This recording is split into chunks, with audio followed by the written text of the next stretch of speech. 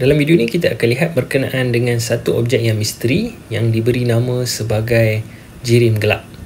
Jadi, apa itu jirim gelap? Jirim gelap ini sebenarnya tidak ada orang yang tahu. Ahli fizik ataupun ahli astronomi dia tak tahu jirim gelap itu sebenarnya hakikatnya adalah benda apa. Jadi kenapa wujudnya istilah jirim gelap ini adalah disebabkan oleh beberapa pemerhatian lah. Ada lebih kurang dalam 5 pemerhatian. Jadi daripada 5 perhatian ini dia membuktikan bahawa ada benda yang kita tak tahu wujud. Kemungkinan benda tersebut boleh diterangkan melalui jirim gelap. Jadi apa dia contohnya? Contoh yang pertama adalah gugusan galaksi.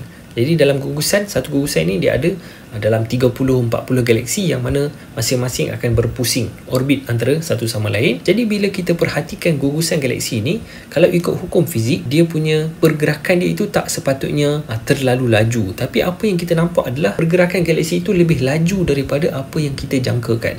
Jadi ini adalah pemerhatian yang pertama yang membuktikan bahawa jirim gelap itu wujud, kerana jirim gelap ini dia ada graviti yang lebih. Okey, dia ada graviti tapi kita tak dapat nak nampak dia. Kalau kita tengok pada galaksi, nampak macam graviti dia tak sepatutnya banyak yang menyebabkan dia boleh gerak laju.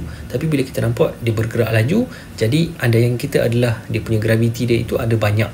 Jadi yang kedua adalah galaksi. Okey, situasi dia lebih kurang sama macam gugusan galaksi. Galaksi ni dia berputar. Jadi kalau kita tengok pada putaran dia, ikut hukum fizik, dia sepatutnya berputar lebih perlahan. Dekat hujung-hujung dia tu sepatutnya berputar lebih perlahan.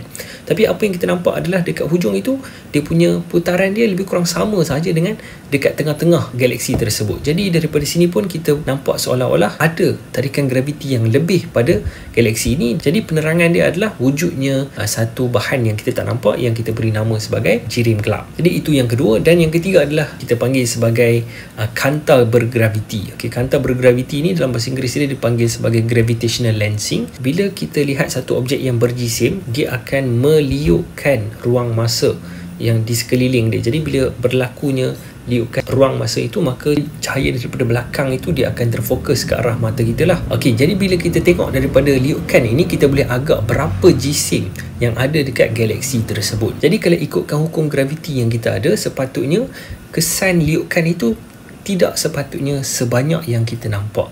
Okey, untuk menjelaskan kenapa dia liuk lebih banyak daripada apa yang kita nampak adalah dengan kita memperkenalkan jirim gelap. Jadi itu yang ketiga lah. Dan yang keempat adalah daripada CMB. Dalam bahasa Melayu dia adalah sinaran latar belakang kosmik.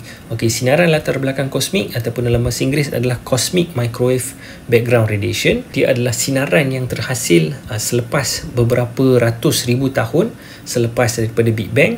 Jadi bila kita lihat daripada sinaran tersebut, kita nampak macam ada tumpukan biru dan juga merah. Jadi tumpukan-tumpukan ini kita tak boleh nak jelaskan melainkan wujudnya jirim gelap itu yang menyebabkan berlakunya tumpukan-tumpukan ini, yang mana jirim gelap ini wujud pada awal alam semesta untuk menjelaskan apa yang kita nampak. Jadi secara ringkasnya adalah jirim gelap ini kita tak tahu dia benda apa, tapi kita tahu dia wujud disebabkan oleh dia punya interaksi dia, kesan dia kepada jirim yang kita boleh nampak. Jadi jirim gelap ini kita beri nama dia gelap adalah kerana dia tidak berinteraksi dengan cahaya, tetapi dia berinteraksi dengan objek lain yang kita boleh nampak, iaitu melalui kesan graviti. Jadi itu serba sedikit mengenai jirim gelap.